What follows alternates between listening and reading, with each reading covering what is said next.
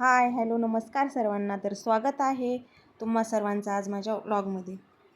तर आज आम्ही बनवत आहोत मटण रस्सा. तर तुम्हाला बघायला मिळणार आहे गावरान झणझणीत मटण. तर चला पुढे कंटिन्यू करा.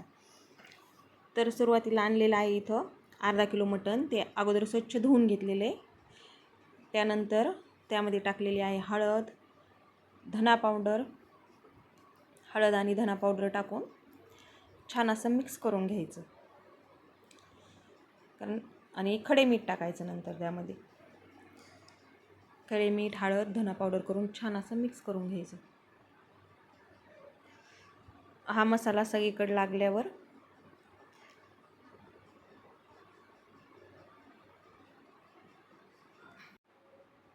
मीठ, हळद वगैरे चांगल्या प्रमाणात सगळीकडे लागलं पाहिजे. असं व्यवस्थित मिक्स करून घ्यायचं. नंतर कुकर ठेवायचा, तेल टाकायचं. इथे टाकलेले तेल तर ऑइलचा आम्ही कमीच वापर करतो, तर तुम्ही पण कमी खा. नंतर त्यामध्ये टाकलेलं आहे मिक्स केलेलं मटण.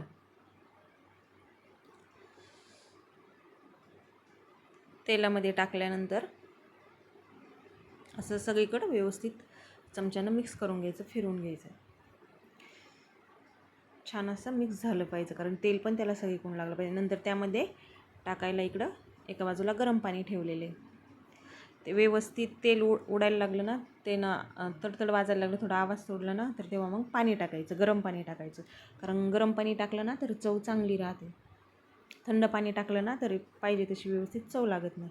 तर पाणी टाकून व्यवस्थित मिक्स करून घ्यायचं आणि कुकरच्या 7 शिट्ट्या होऊन द्यायच्या. कारण चिकन लवकर शिजतं, पण मटण असल्यावर थोडा वेळ लागतो. तर आपण हे शिजायला ठेवून दिलेलं व्यवस्थित.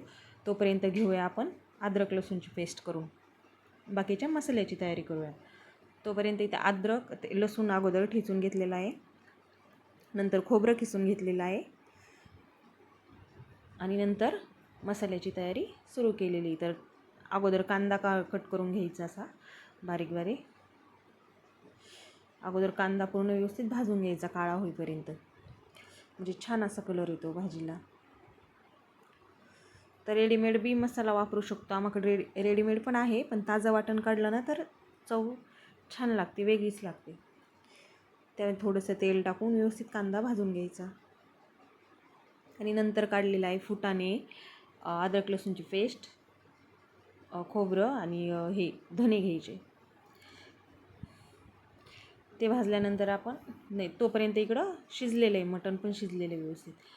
आणि नंतर लाल मिरची आपण जसं तिखट खातो ते तिखटनुसार. आणि हे फुटाणे ना खूप छान गावरान हरभऱ्याचे बनवून घेतलेले आहेत घरी. तर ते विकतचे चणे जे मोठाले असतात ना, त्यापेक्षा खूप छान चव लागते.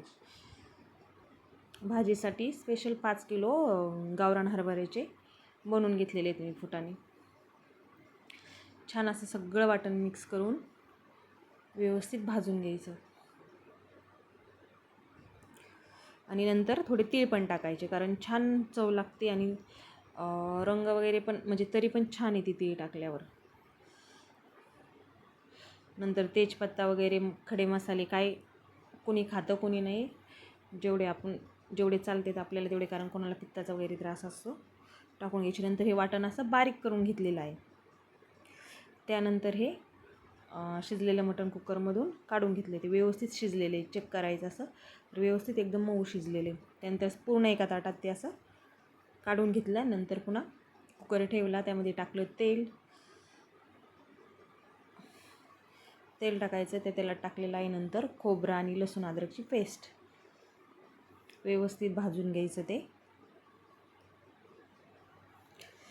छान सगळीकडे फिरवून भाजून घ्यायचं. त्यानंतर टाकायचं आहे वाटण, आपण काढलेलं वाटण. तर वाटण टाकून व्यवस्थित ते लसूण अद्रकच्या पेस्टमध्ये पण मिक्स करून घ्यायचं. पूर्ण असं मिक्स करून घ्यायचं, त्याला हलवून घ्यायचं.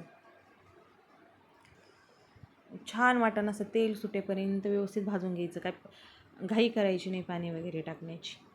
नंतर जेव्हा त्याला तेल सुटलं तेव्हा नंतर थोडं पाणी ॲड करायचं. ते थोडंसं मिक्सरच्या भांड्यातच 2 पाणी टाकले. नंतर वरतून आम्ही पुन्हा काळा मसाला टाकलेला आहे थोडा, कारण जी लाल मिरची घेतली ना ती एवढी तिखट नाही, थोडी तिखट पण चव लागायला पाहिजे ना. काही लाल मिरच्या जास्त तिखट असतात, काही नसतात, त्यामुळे थोडा पुन्हा काळा मसाला ॲड केलेला आहे. हा सुहाना चिकन का मटन मसाला ॲड केलेला आहे पुन्हा. तर हे व्यवस्थित पुन्हा सगळं मिश्रण मिक्स करून घ्यायचं. तेल सुटेपर्यंत भाजून घेतल्यानंतर पाणी ॲड केलं. नंतर त्यामध्ये त्या मिश्रणामध्ये टाकायला थोडीशी कोथिंबीर घेतली. तर खूप छान अशी गावरान कोथिंबीर मिळालेली आहे खूप दिवसातून, कारण उन्हाळ्याच्या दिवसात एवढं ताजी कोथिंबीर भेटत नाही, पण आज भेटलेली. त्यामध्ये पुन्हा थोडं पाणी ॲड करायचं.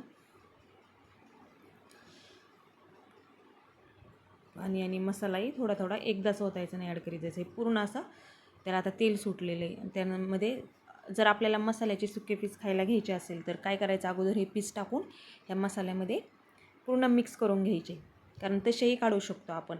म्हणजे पूर्ण भाजीत असे खाण्यासाठी कुणी सपक फक्त शिजलेले पीस पण काढते, कोणाला लहान मुलांना वगैरे खायचं असेल तर ते पण काढलेले आहेत मी एका प्लेटमध्ये. थोडे सूप आणि पीस, आणि हे मसाल्याचे पीस पण थोडेसे मी बाजूला काढणार आहे.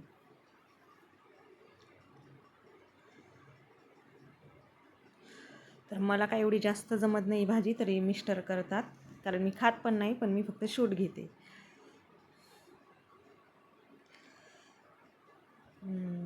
छान असे आता मसाला पीस त्यातून काढलेले आहेत.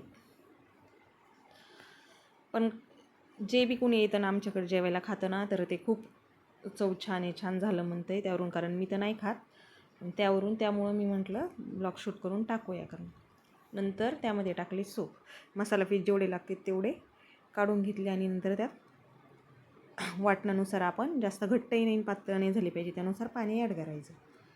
व्यवस्थित मिक्स करून घ्यायचं सगळं. बाजूला लागलेला मसाला वगैरे व्यवस्थित करून घ्यायचं.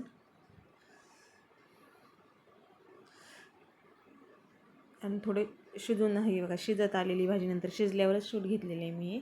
खूप छान अशी थोडी नॉर्मल उकळी येत आहे, आणि किती छान तरी आलेली आहे बघा, किती छान रंग पण आलेला आहे. छान